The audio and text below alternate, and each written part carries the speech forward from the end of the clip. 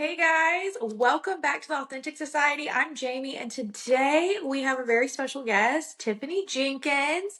You might know her from social media, but or as an author. She's coming out with a new book called A Clean Mess this June, and we're gonna do a girl chat today. I'm so excited to have you here, Tiffany. Uh, Yay. yeah, so. Let's just dive right into it. I kind of want to start at the beginning because you have written a book before and you are big on social media before we kind of dive into your new book. But you're known at what's your social media handle? What is it? Keeping up with the Jenkins or what? Close. It's juggling the Jenkins. Juggling the Jenkins. Yeah, and I thought I was going to be a blogger at first. And so I started a blog, and all the blogs have like a growing the Gregorys or walking with the Williams. So I was like, juggling the Jenkins is genius. But then it kind of I decided to move away from the blogging. And so now I'm just known as Juggling the Jenkins. And people get confused sometimes and they're like, we're jiggling the jugs. What is your name? And so I have to correct them, but it doesn't matter. You can call me whatever you want. Yeah. So did you start social media first, or did you write your first book first and then social media kind of snowballed into that? Or what did that kind of look like? It all feels like it happened at the exact same time. I had postpartum depression after one of my kids, and the doctor suggested that I write or keep a journal or a diary. And at that point in time, bloggers were super popular. So I was like, how cool would it be if I just did this publicly so that anybody else who's going through something similar might be able to relate? So um, I started the blog first. And then my friend was like, who works in PR, was like, hey, no offense, I love seeing all your blog stuff, but have you considered starting a separate page other than your personal Facebook to share your blogs so that, you know, more people could discover it? And so that's when I came up with the idea to start Juggling the Jenkins specifically to share my blog posts. And then I made a video um, and it went super viral and everything just kind of took off overnight, it feels like. But I went from writing about motherhood and things like that to writing about jail and addiction. And that's when things exploded. Yeah. So besides you being a mother and struggling with postpartum, you have also struggled with addiction Mm, from a very time. And so you were in jail, and that kind of goes over in the book what it was like look like after jail, hmm which I think is really fascinating because we don't talk, I feel like, enough about what that looks like for people when they get out of jail and what it's like for them to adapt again. hmm And we kind of just, people that have gone to prison or jail, we just kind of throw them back into the real world. And so, what was that like to, you know, just be thrown back in there without any kind of like guidance or help and just here you are. Yeah, it was wild. Luckily, I think I did it the right way. Um, because for 10 years, all I knew was addiction and drugs and getting money and doing drugs. And that was my main focus for a decade. It was all that mattered. It was all I thought about. My life revolved around it. And then suddenly I found myself in jail with everything I'd known stripped away from me. And so, once the drugs left my system in the jail and I began to think clearly, I kind of could see the path in front of me that I needed to take if I wanted to live life differently. So I made the decision to go to a rehab. And then after rehab, I made the decision to go to a halfway house because I knew I still needed accountability, but I wanted freedom. And so, in a way, um, I eased out into the real world. It felt like, because at a halfway house, of course, there's rules and there's structure and there's accountability, but you can come and go as you please. And after being in jail and rehab for over a year, it was the first time I was really free. It was terrifying. It was really scary to be a grown adult in the world without drugs. It Mhm. it's like being a newborn, having to learn all over again how to navigate life this way. And there was some trials, some tribulations, some successes. It was definitely not a smooth path, but I hoped by writing about that part of my journey, other people could see, you know, Right. you aren't alone. If you're just getting out of jail and rehab and you feel completely clueless and lost, you're not alone. But B, hopefully show the loved ones of addicts who are just reentering the world what they might be experiencing. What was when I guess I have two questions. When did you start using, and what was your like kryptonite? Like what was your drug of choice? Like what really was, you know, what Mm-hmm. you felt was the hardest to get off of? Yep. I started the first time I ever put anything illegal into my body. I was 18. It was my senior year and it was alcohol. And I loved the feeling so much that I dropped out of school, started hanging out with people who were partying, and it progressed slowly. And it wasn't until around age 22 or 23 that I was introduced to my drug of choice, which was opiates.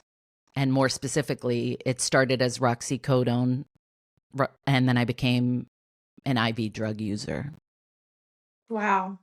So, you know, I think it's so interesting that your developmental years, really 18 through 23, is you were using drugs and alcohol. Do you feel like alcohol really was like the gateway drug to the harder stuff? Do you Yes. think that you just, if you had never picked up drinking, then there would have been no reason to use? Or do you feel as that was just, you haven't, it was always you were going to get addicted to something? It's so hard to say because at the time, looking back, I can see it so clearly. I was struggling with anxiety and depression, but I wasn't talking about it because we didn't talk about it back then. I needed to feel different. And alcohol, when I took a sip for the first time, I felt numb. I didn't feel worried or anxious or afraid. I didn't feel anything. And that was the greatest feeling that I had ever experienced. And it made me want more of that peace. And so self medicating is something that I've always done, whether it be with food or people.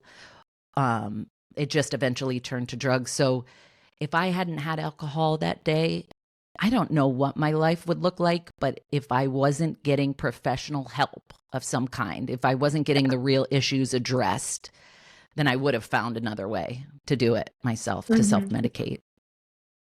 What I feel like there are so many people that can relate to that, that struggle with mental health. And, just like you said, thank God we're talking about it more and more. And Mm-hmm. it's not such a taboo subject because I, it used to be like a shameful thing if you Mm-hmm. struggled with mental health. And it used to be like, you're crazy, something's wrong with you. And I'm glad that we're really growing out of that narrative, that it's a lot more common than we think it is. Mm-hmm. And so many people struggle with it. And so many people, it's not embarrassing, or not as embarrassing it was to seek professional help. Mm-hmm. Um, was it while you went to jail, or after you went to jail, or even while you were using, that you knew that you were struggling with mental health, or did you not even grasp that something was really wrong? I didn't realize that I had anxiety until I became a mom. And my anxiety escalated and was just blown out of proportion because suddenly I had this thing that I cared so much about. I became obsessive about keeping the kids safe. And that was when I was like, wow, I don't know that I'm supposed to be feeling like I need to bring a taser to the park with me. Like, I don't know if this is a normal feeling. And it wasn't until my daughter was born and the doctor was like, you have postpartum depression and you also have anxiety. And so here's how we can help you, that I realized, oh, I've always had this. It's always been this way. I just didn't know. It's like a light bulb, you know? When you Mm-hmm. figure out that you're struggling with something, because I struggle with an anxiety disorder, and mental health runs really strong on my dad's side of the family. Mm-hmm. And I even struggle with depression sometimes. It is, Mm. it's almost when you finally figure out, oh, this is why I am the way I am. It's a Hmm. big relief, but a lot of people don't figure that out early. Right. And it's the struggle of trying to figure out like what the hell is wrong with me. Hmm. Which nothing's wrong with you. It's just Right. There. you have, you know, and did so when you were going through postpartum depression and it, figuring out that anxiety, what was that journey like for the first time, not using drugs or alcohol to cope with that? What were some things that you did that really changed your life to be able to navigate that anxiety and postpartum depression? So I started seeing a therapist and a psychiatrist. I went on medication, and I'm neither, recommending or not medication. Everybody's different, and you have to find what works for you. For me, in this case, medication was a bonus to my treatment, and it helped me. It doesn't work that way for everybody. And reaching out for help in motherhood was huge because for so long I felt like I had to do everything myself because if I asked for help, it meant I wasn't capable or I wasn't good enough. And so once I realized like it does take a village and it's okay to ask for help with dishes or have a friend come over and watch the baby so you can get stuff done or nap, it changed everything once I realized I didn't have to do it alone and there was no shame in asking for help. Yeah, I don't know if you watch Kylie Kelsey's podcast or you've ever seen clips, but she said that giving birth is easy. It's the postpartum that's the hardest thing of Mm, the journey. And I think so many women can relate to that, especially as first times moms, because you just don't know how you're supposed to feel and everything's new. And it's really scary to mm-hmm, feel so overwhelmed in your own life that you kind of start to panic, or you isolate yourself, or you do things out of character. Um, do you feel like with that postpartum and anxiety, did you ever feel like you wanted to use again? Like, how did you oh, it got stay clean? it got dark. It got really dark. Like not even just wanting to use again. I'm not joking. I planned and plotted how to like fake a kidnapping of mine. Like I needed to figure out. I pictured myself running into the woods just for like a week and just living on the land and not being responsible for anything because it was so overwhelming. I like resented my kids for existing and their little shrieks and screams was like nails on a chalkboard to me. And I was not able to bond with these kids. So here I was, my husband at the time was at work. It was just me and these babies. And I'm looking down at them like, why can't I feel anything for you? It's not supposed to be like this. Like, which sounds, contradictory because it was like I had this anxiety where I was so worried something was going to happen to them. But I also didn't want to be a parent. And so I went back and forth constantly with this. Like I would dread going to sleep at night because it meant the next day I was going to have to wake up and change diapers and feed kids and be a mom. And I'm like, this can't be normal. I wanted these children. I carried these children. I need help. Something is wrong. And that's when I learned there's all kinds of postpartum stuff, postpartum psychosis, postpartum anxiety, postpartum depression. There's all these different things that can occur after childbirth. And I think once I realized that I wasn't crazy and the doctor had a conversation with me like he had had it 1,000 times before, it made me feel less guilt and shame and be able to focus on getting better for the kids. Wow.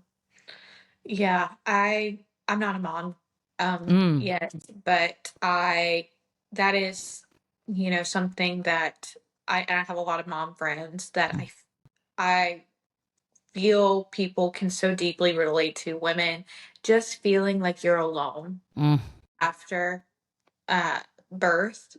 And it's it's so common, just like mental health, and it definitely needs to be talked about more. Which is great that you created a platform mm, with really what what that looked like for you.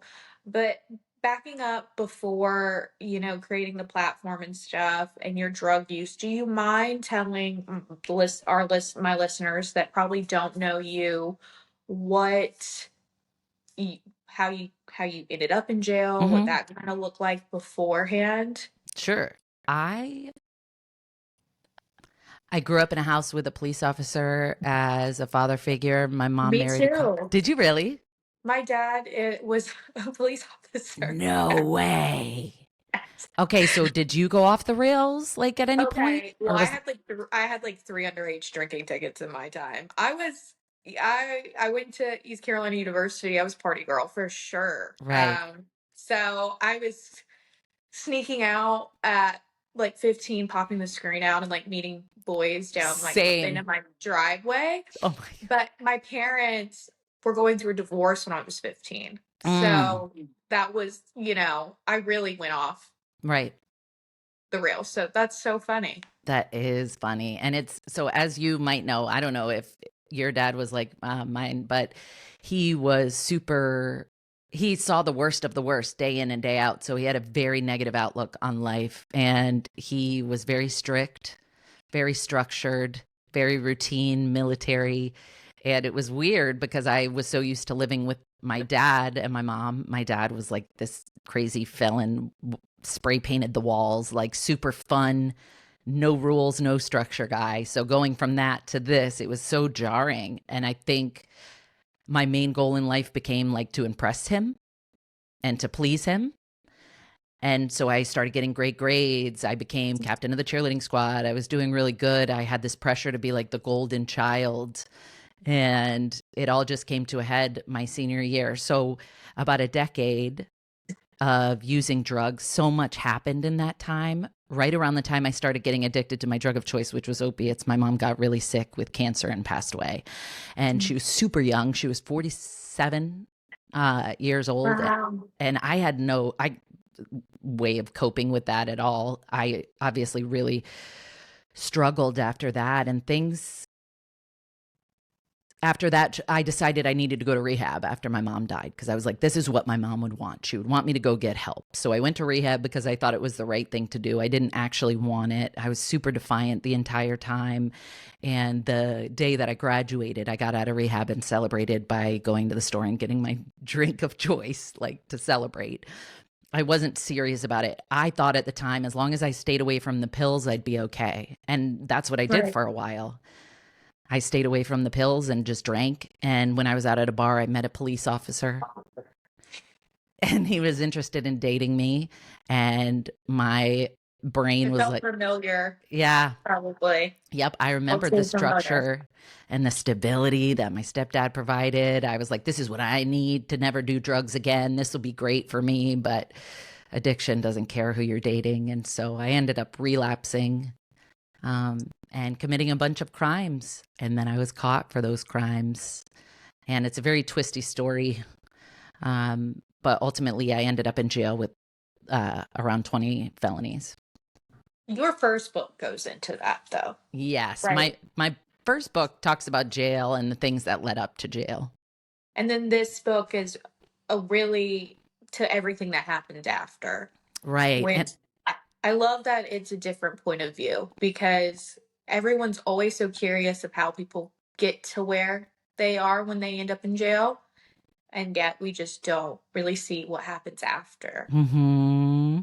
that's a, which is crazy. that's cool that I'm able to give that perspective. I hope people dig it. I really do. But yeah, I wanted to write it in a way that you don't have to have read the first book in order to enjoy this one. Um, but if you have read the first one, there are some callbacks to it and some nudges. Oh yeah, this book had me hooked on the very first page. It gave me anxiety. I'm so you sorry. know, no, it was like it captured me, and I want to get into that a little later. But when you finally got to prison Mm, or jail, jail. how long was your sentence, or how long did you stay? 120 days. 120 days. So you're in Right. jail. You're you would think that's kind of like rock bottom. And is that how you finally got clean, or did you? Mhm. It was, well, when I was in jail, I would see women get released and then rearrested. And I was like, what are you doing? Like, Yeah. you have freedom. I would give anything to have freedom again. And I realized, like, I don't want to be one of those people who is treating jail like a revolving door, come back and everybody screams and hugs. And it's like, you're back. And I didn't want that. And I knew that I had to change something because putting me in jail keeps me locked away from the drugs, but my brain is still just as messed up as it was before I got in jail, and that's where the real problem lies, within my brain. So I knew I had to get it fixed. So I would write to the judge and beg to be put into a rehab as part of my sentence. And when it came time for my sentencing, one of the options was to go to a 6-month live-in treatment center, and I chose that. How was that? It was it was wild. It was not like any other rehab that myself or probably anyone has ever been to. Um, it it's so I don't really talk about this too much because it just doesn't come up. But the way the rehab was set up, it was run by this woman who also owned a store, and we would work at the store during the day and then go to classes, and it was very lax compared to other more um I don't know, sterilized type rehabs.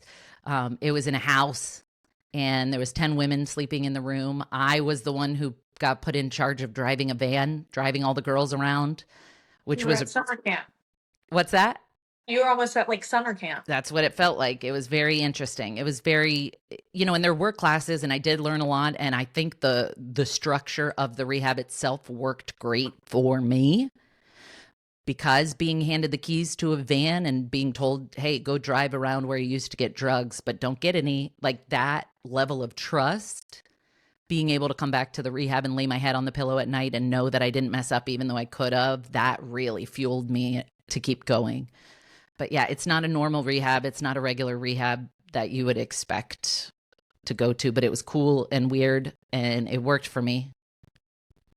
So when you got out of rehab and you got out of jail, and you met your now ex-husband, Mm-hmm. which you talk about in the book, and what was meeting somebody that had kind of gone through the same things as you liked, and kind of falling in love with somebody that you guys had so many similarities. We Because did. I feel like it would be hard to date somebody, or when it's so close to your life. Like, somebody else that you're dating doesn't understand addiction at all. Mm, right. Yeah. It definitely makes it easier to date somebody who gets it. Like, because at the time I was living in a halfway house and I didn't have a vehicle or a job or any money. I had a garbage bag worth of stuff to my name. And so, meeting a businessman and being like, look, I know this looks bad, but I am a catch.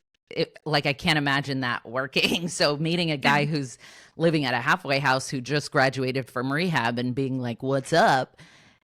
We mesh a little bit better, and he gets it. And they say you're not supposed to get into a relationship the first year that you're sober. And I understand completely why, but I did not listen to that at all. And I started dating almost as soon as I got in the halfway house. He was so cute.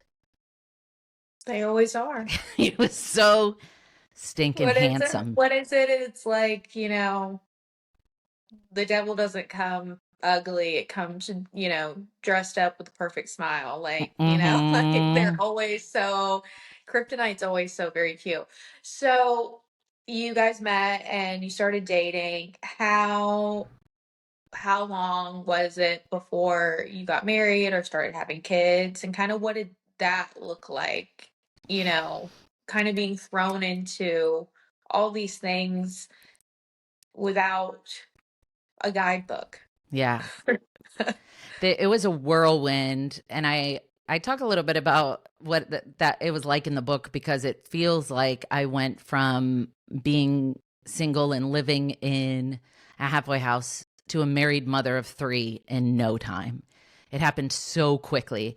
And I had only been with him around 2 months when I was pregnant, and we decided to get married 3 months later.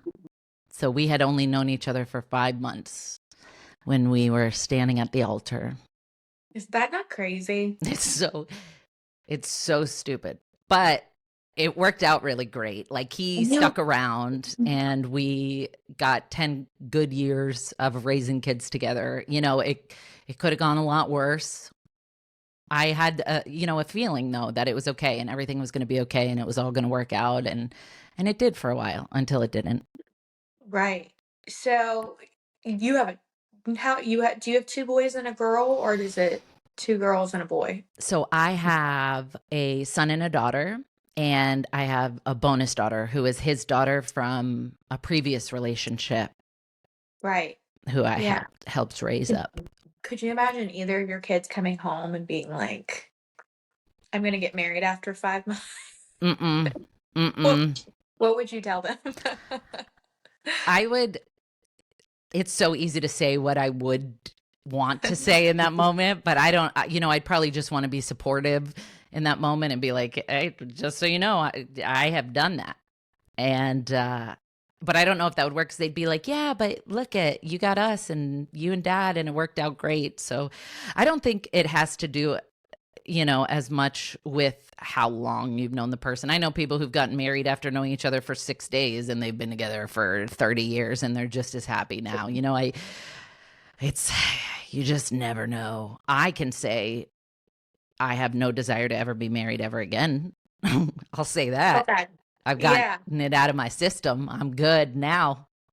So you in the book it kind of goes through life after jail and getting, life being sober and having your kids and, you and your now ex-husband. It's the book starts with you guys already kind of on like your downfall, like on what is to come.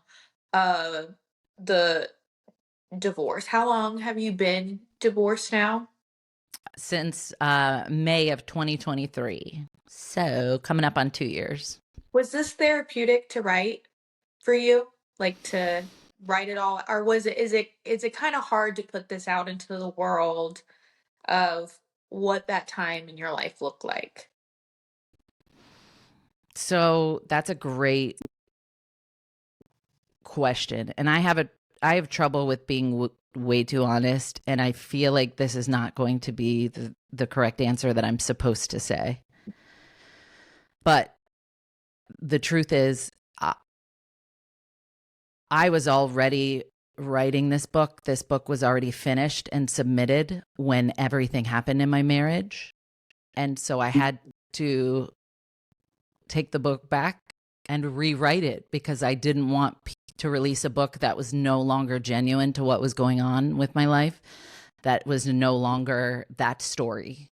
The story was a happy ending between two addicts who like beat all the odds. And then some, in the course of writing it and publishing it, my life got flipped upside down. And so I was pissed that I had to do that I had to write about this part of my life. I was a little bit pissed, if I'm being honest. It's like, dang, like, this is my story now, and it shouldn't be, and I don't want it to be. I never asked for it to be, but this is my story now, and I have to tell this story. And at the time I was writing it, it was still so fresh and so new that I don't know necessarily that it was therapeutic. And you could see in the book that while I'm writing it, I'm literally going through it and still trying to process it myself. So it's always therapeutic to put my truth out in hopes that it resonates with somebody else, because if it does, then it just makes it all worth it to me. But while I was writing it, I was incredibly frustrated at the way the story had taken a turn. Right. And I think that, you know, so many people can relate to that. You know, you have this, I think everybody has this idea of what it's like to get married and to have kids, and that's going to be your happily ever after. And for so many people, you know, between time and babies and life, that changes along the way. Mm-hmm. And so many of us get so angry because we don't deserve it. You know, we all deserve a happily ever after, Mm-hmm. but 9 times out of 10, that sometimes is not the case. Right. Um, so even if you know aren't struggling with addiction, there's so many women that struggle and men that struggle with going through a divorce. Mm-hmm. I always feel like I always tell my husband, I'm like, I went through a divorce. I'm not divorced, but I saw my parents go through it. Mm. It wasn't a brutal one. And it changes so many things about you to have to really adjust your mind to be like, well, this didn't work out. It's a failure. Mm-hmm. And I think you've done a really beautiful job of being like, it's not a failure. It's just what it was.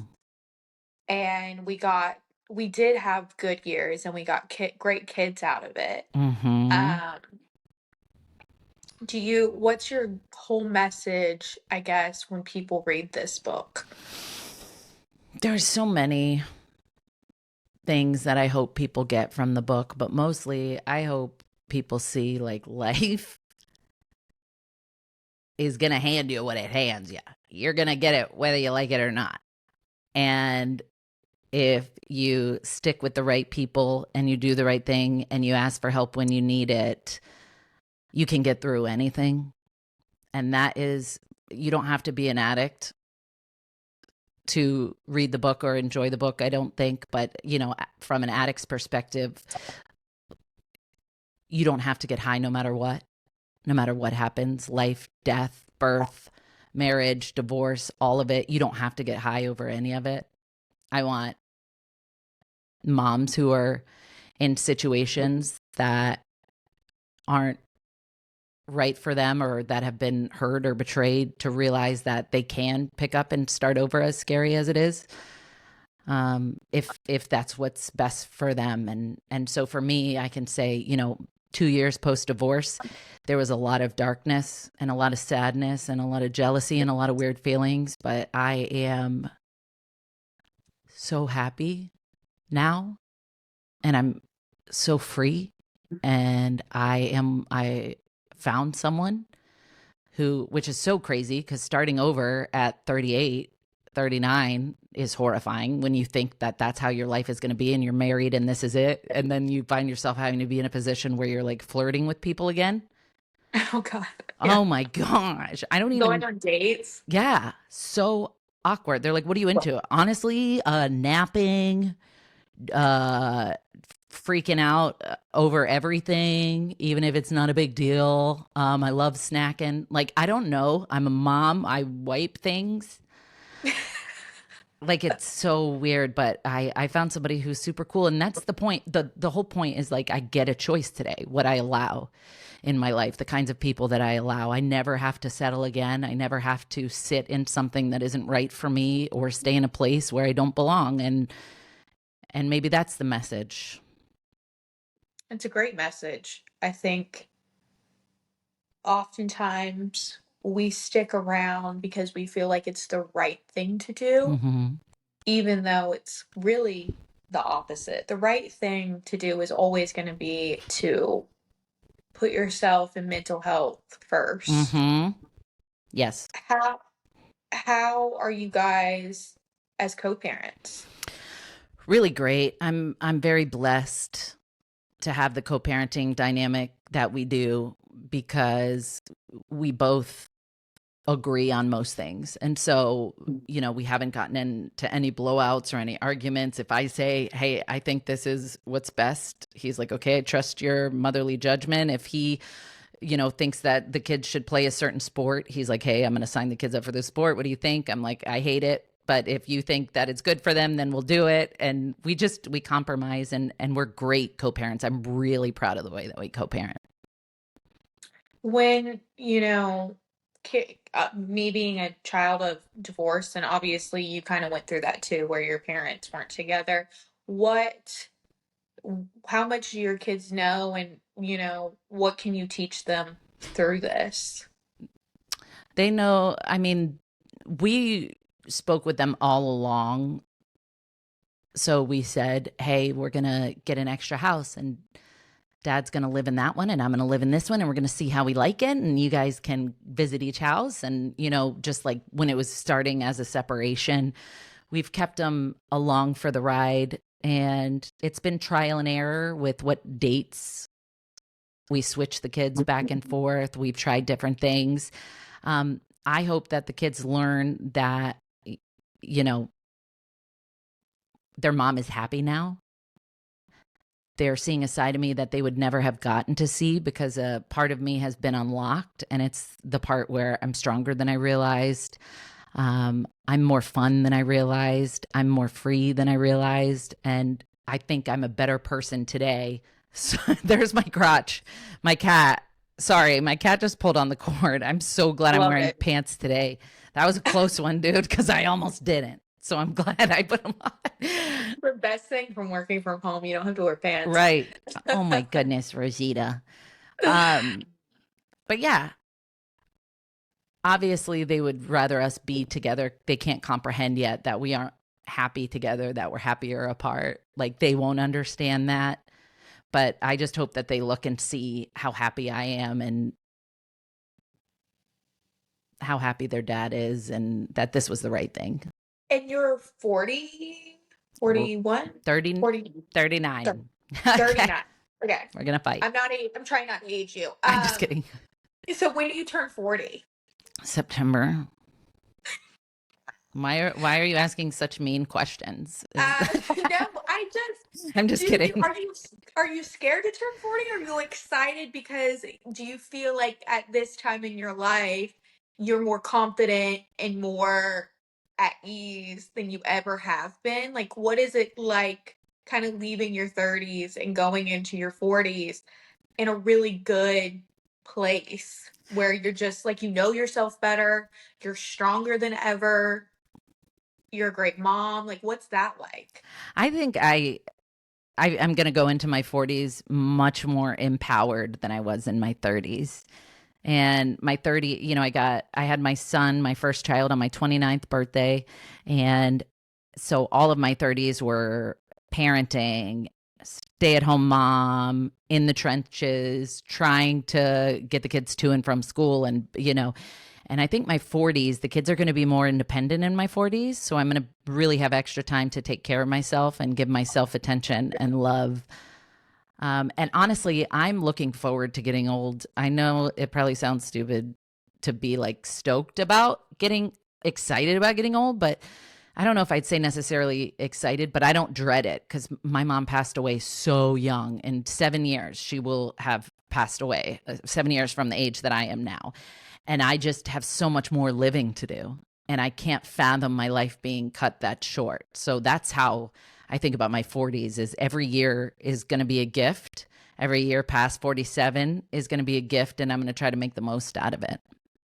Yeah, I don't welcome age very well, so I'm trying to get better at the fact Hmm. that welcoming age is actually a really beautiful blessing because there are some people that haven't been able to welcome that age and have Mm-hmm. died, young. So, it's when I speak with women and stuff, people are always because I'll be turning 30 next year, and I am like, Oh my goodness, you're so I'm a baby. young. I'm a baby, but I like being a baby. And but it's so crazy because when I talk to women, they're always like, my 30s were so much better than my 20s. And then, now it's like my 40s were so much better than my 30s. I Mm. feel, you know, used to be that I viewed like 40 as like old, and Same. it's not at all. Like 40 is so young and 30 is young, and I do feel the older we get as women, the more confident we get in ourselves. Um the better we get with age. Mhm. I And yeah. I also think that there's a lot of stuff we tell ourselves as we get older to make it more digestible. You know what I mean? Like the fact that we're getting older. Like I feel like a lot of it we have to just tell ourselves like these are the best years of our lives. Look at us. We are seasoned. So Yeah. we know exactly what we're doing now. We're My professionals. my back doesn't hurt, you Yeah. know? Right. Um I'm not I'm not crippling with getting out of the bed in the morning. I can Exactly. hang. I'm thriving. These are the best years of my life ever. Yeah. Well, taking It's my blood all a pressure. it's all a Jedi mind trick, really, Mhm. what we tell ourselves. Exactly. But going back to like, your social media presence and stuff, you also do tours, you are into comedy, and I really admire that. When I was little, my mom was like, "You're going to be a stand-up comedian." Mm. Ish, I don't think people think I'm funny. So, but what is that like? I feel like it'd be a really fun part of your job that you get to go around to different cities and make people laugh. What's that like? It is nerve-wracking. It's really scary. I have anxiety. I have every kind of anxiety you can imagine. And I have a huge fear of people, crowds, being on stage, how I'm being perceived. Um, I get obsessive about it. And so every time before I go on stage, I feel like I'm going to be sick. And then once I get out there, I'm like, this is the greatest high I've ever had when I'm coming off the Yeah, like, stage. do you almost feel like that's what you're chasing now is like a Yep. good laugh or people to laugh with you? It's like that's a great addiction I feel like to have. It's just to like Right. laugh and get people to laugh. Yeah.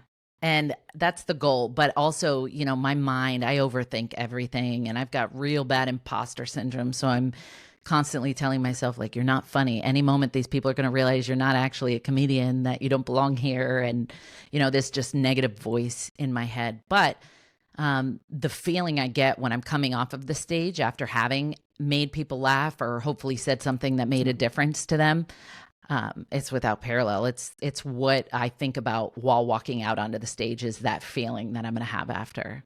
It's what gets me through. Yeah, I get syndrome all the time, especially with this podcast. I was like, Really? yes, all the time. I don't think I'm, cool or funny enough, or sometimes I'm like, who could care less to listen to me? So I Mm, think that is true with any age, is right. that we all feel like, what the fuck are we doing? Mm-hmm. So Yeah. is that one of your favorite things, is to be on tour? And because did you start doing kind of like funny skits and stuff on TikTok and Instagram too? Like after you kind of like ventured out of like the postpartum and stuff, did you like find your niche and Yes. on social media to like start doing funny stuff? Yes. I've always been a goofball, the class clown, wackadoodle. And so when I was blogging, I would occasionally make videos also. And the videos just did so well. And then I realized that I was using humor to bring awareness to stuff people felt uncomfortable talking about. So I started making videos about mental illness and addiction, but like comedy skits about it.